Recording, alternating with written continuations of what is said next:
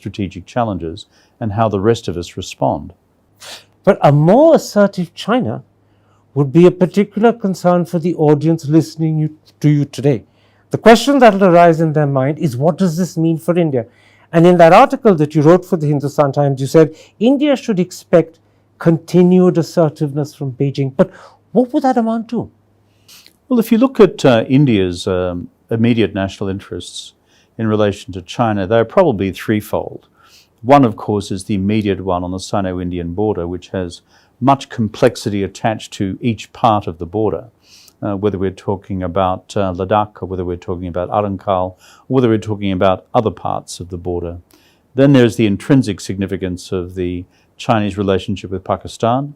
And then thirdly, there is China's widening maritime presence across the Indian Ocean, Sri Lanka, a new and unfolding port access in Pakistan itself, the new long-term Chinese naval base in Djibouti in the Red Sea, together with unfolding string of pearls type port facilities across the wider Indian Ocean region.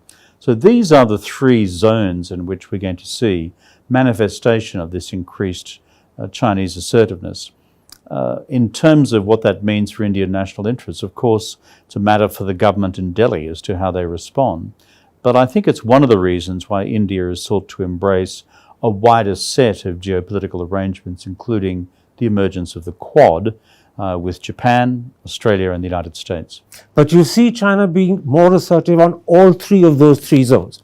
I don't see any evidence in the literature that I read, which is largely China's internal discourse about where it seeks to go longer term.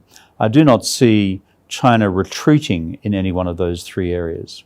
In Pakistan, remember, from China's perspective, this represents the all-weather alliance. And it goes back a very long time now. And China has very few such strategic partnerships in the world. So China does not readily walk away from those arrangements. In fact, it tends to entrench them over time. Hence the huge investment we see in Pakistan through the Belt and Road Initiative in the economic corridor.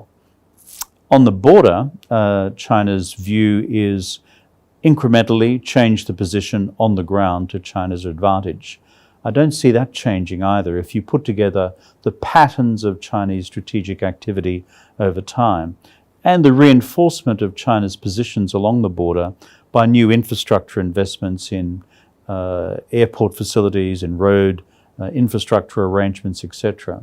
And in the maritime zone, China's new naval doctrine, which is a blue water navy, what China describes as its far seas engagement, that too is part of long-standing and unfolding Chinese naval doctrine.